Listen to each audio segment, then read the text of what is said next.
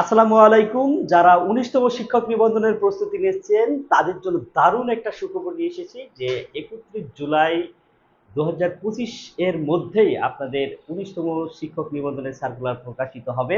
তবে ১৯তম শিক্ষক নিবন্ধন এই নামটি থাকবে কি থাকবে না, ভিন্ন টাইপের আসবে কি আসবে না, এ বিষয়ে পরে আলোচনা করব। তবে এতটুকু নিশ্চিত থাকুন, যে নামেই আসুক না কেন ১৯তম শিক্ষক নিবন্ধনের সার্কুলার কিন্তু জুলাই ৩১ তারিখের মধ্যে আসবে। এ বিষয়ে কিন্তু এনটিআরসি এর যিনি সচিব এএমএম রিজানুল হক তিনিই কিন্তু এই বিষয়টি নিশ্চিত করেছেন।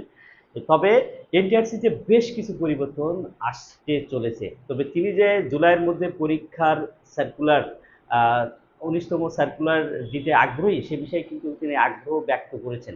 আমরা আসুন সরাসরি নিউজটা একটু দেখে আসি, তারপরে আমরা অন্যান্য বিষয়ে কথা বলবো। এখানে দেখেন বলা হয়েছে যে শিক্ষক নিবন্ধনের নতুন বিজ্ঞপ্তি হতে পারে জুলাইয়ে।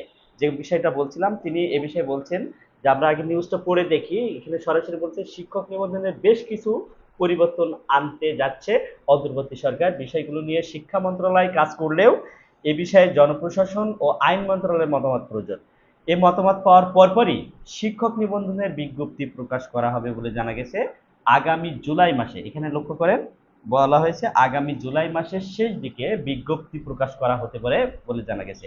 তবে এই বিষয়ে এনটিআরসির সচিব এএমএম রিজানুল হক বলেন যে শিক্ষক নিবন্ধনের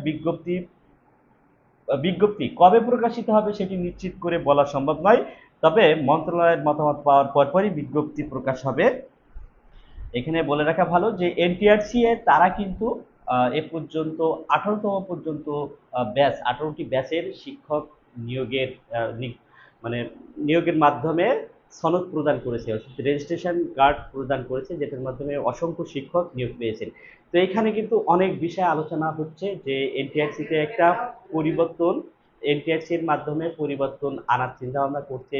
প্রিলি থাকবে কি থাকবে না, লিখিত থাকবে কি থাকবে না, ভাইবা এভরিথিং নিয়ে তারা কিন্তু একটা সংস্কার করার চিন্তা ভাবনা তারা এনটিআরসি করছে।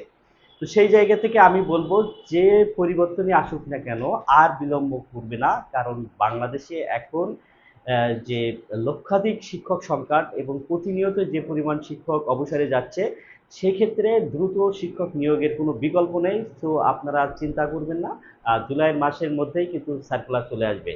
আর এখানে প্রিলি থাকবে কি থাকবে না এই বিষয়ে আপনাদেরকে এনশিওরিটি দিচ্ছি যে প্রিলি বাদ দেওয়ার ব্যাপারে এনটিআরসি মতামত নিলেও যারা পরীক্ষার আয়োজক কমিটি এই বিষয়ে যখন সার্বিক আলোচনা হবে, সিদ্ধান্ত আসবে, আর 99% লিখে রাখুন যে প্রিলি থাকবেই। কারণ প্রিলি যদি না থাকে আবেদন করবে প্রায় 20 থেকে 22 লাখ আবেদন। এই 20 থেকে 22 লাখের পরীক্ষায় বসবে হয়তো 18 লাখ বা 17 লাখ পরীক্ষার্থী। তো 18 লাখ পরীক্ষার্থীর লিখিত খাতা মূল্যায়ন করা সো টাফ এবং অনেক সময়ের প্রয়োজন। সো আপনারা নিশ্চিত থাকুন, এ বিষয়ে এখনো চূড়ান্ত সিদ্ধান্ত হয়নি, সবকিছুই আলোচনার টেবিলে আছে।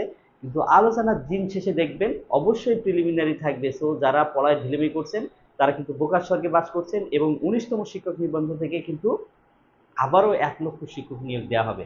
কারণ এই বিষয়টা নিয়ে আমি অন্য ভিডিওতে বলবো।